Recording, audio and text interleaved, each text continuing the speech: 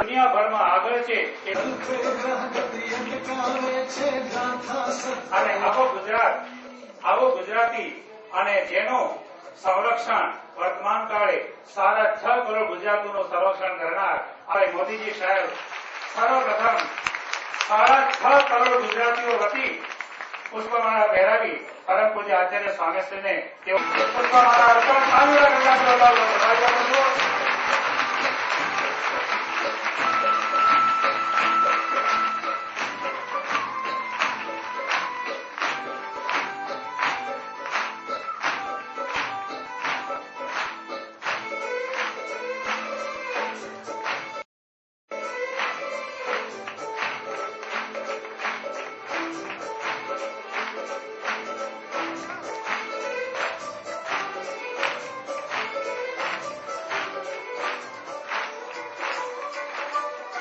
આચાર્ય સ્વામી મહારાજ આજે બધું નવું વર્ષ છે પરમ પૂજ્ય સ્વામીશ્રી મોદી સાહેબને બીજું મોકલાઈ રહ્યા છે। જાન્યુઆરી 1947માં સરદાર વલ્લભભાઈ પટેલ સાહેબને કોલેજમાં ભણેલા ગુજરાતના લોકલાડીલા મુખ્યમંત્રીશ્રીનું પરમ પૂજ્ય આચાર્ય સ્વામીજીએ આમ 5 રીતે આજનો આ પ્રસંગ સૌથી મહત્વનો છે। સર્વોપરી સર્વાવતારી શ્રી સ્વામિનારાયણ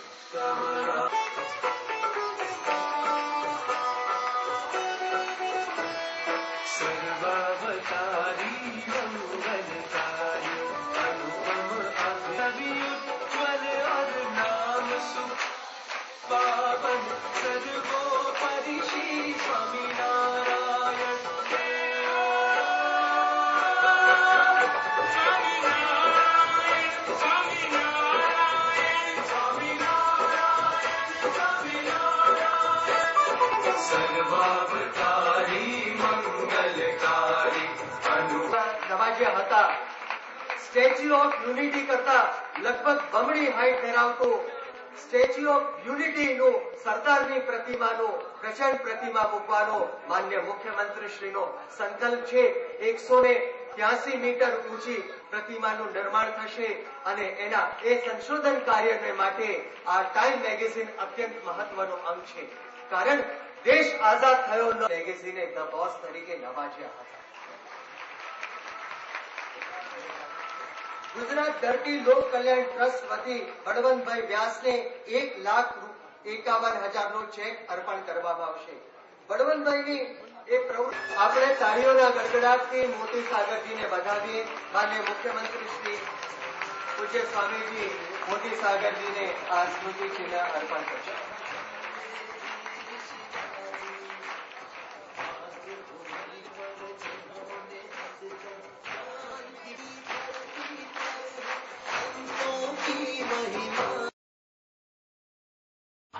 પણ હું પોતે વિચાર કરું તો મને એમ લાગે કદાચ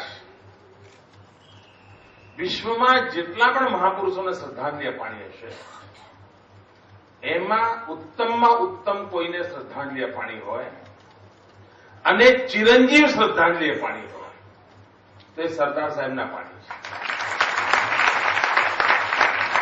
અને કેવી રીતે આપ વિચાર કરો કે એમને વિદાય લીધે આટલા બધા વર્ષો થઈ ગયા, એવો દેશના હિતનો પ્રસંગ આવે તો આજે પણ લોકો એમ કે આજે સરદાર સાહેબ હોત તો, આજે સરદાર સાહેબ હોત તો આનાથી મોટી કોઈ શ્રદ્ધાંજલિ ન હોઈ શકે। એ જ રીતે આ દેશની એકતા અને અખંડિતતાની વાત આવે, ક્યારે પણ એકતા અને અખંડિતતાની વાત આવે એટલે ભારતનો નકશો દેખાય, સાથે સાથે સરદાર સાહેબ પણ દેખાય। ન એકલો નકશો દેખાય ને એકલો સરદાર સાહેબ દેખાય, બંને જાણે એક રૂપ હોય એવું દેખાય। મનમાં ભાવ જોઈએ। કાશ્મીરની સમસ્યા જોઈએ તો સરદાર સાહેબ યાદ આવે, આતંકવાદ સાંભળીએ તો સરદાર સાહેબ યાદ આવે, ખેડૂતોના કલ્યાણની વાત હોય તો સરદાર સાહેબ યાદ આવે, કોઓપરેટિવની બાબત હોય તો સરદાર સાહેબ યાદ આવે, પાણીના આયોજનની વાત હોય તો સરદાર સાહેબ યાદ આવે.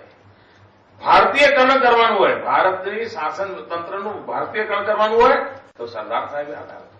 આટલા ટૂંકા ગાળામાં આઝાદી પછી વિદાય થનારા સૌથી પહેલા મહાપુરુષોમાં એક, અને આટલા ટૂંકા ગાળામાં આવી ચિરંજીવ છાપ એક મહાપુરુષ છોડીને જાય, એ લાંબો સમય રહ્યા હોત તો કેટલી મોટી સેવા રહી હોત. અને દેશને આજે જે વસવસો છે, જે દિશામાં બધી ગાડી ચાલે છે, એટલે લોકો કંટાળીને બીજું તો કઈ સૂજે નહીં, એટલે શું કે પહેલા પ્રધાનમંત્રી સરદાર સાહેબ હોત ને આવું ના થયું હોત. આ સામાન્ય માણસ બોલે છે. આ દેશના પહેલા પ્રધાનમંત્રી જો સરદાર સાહેબ હોત તો આવું ન થયું હોત, એવું સામાન્ય માણસ બોલે છે. જેનો જન્મ સરદાર સાહેબના ગયા પછી 20 વર્ષે થયો હતો ને એ પણ બોલે છે.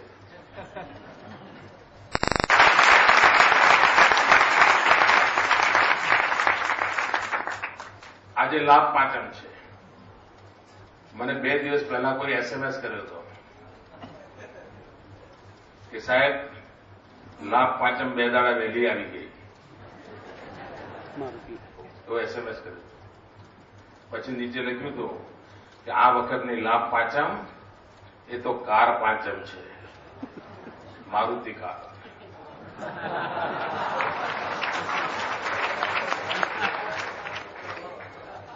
આપ વિચાર કરો, ગુજરાતમાંથી એક સમય એવો આવશે ટૂંકા ગાળામાં કે દર વર્ષે લગભગ 50 લાખ ગાડીઓનું ઉત્પાદન થતું હશે.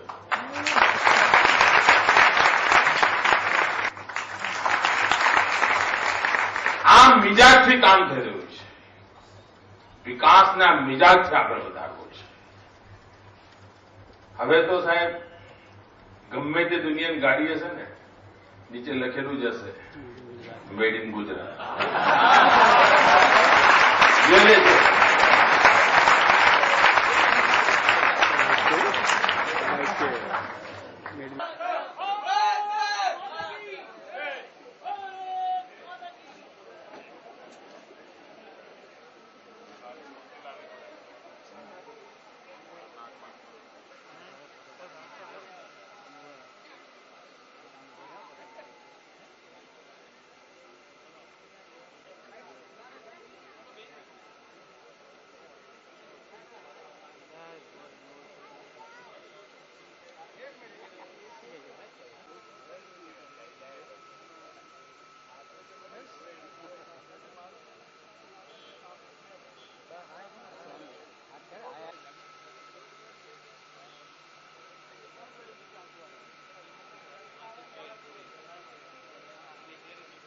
વંદે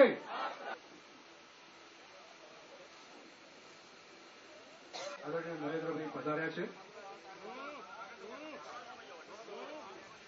હું વિનંતી કરીશ મેહુલભાઈ બાવીસકર મુખ્યમંત્રીશ્રીનું પોતાનું સ્થાન જાળવી રાખીશું પ્લીઝ. એક મિનિટ રમેશભાઈ.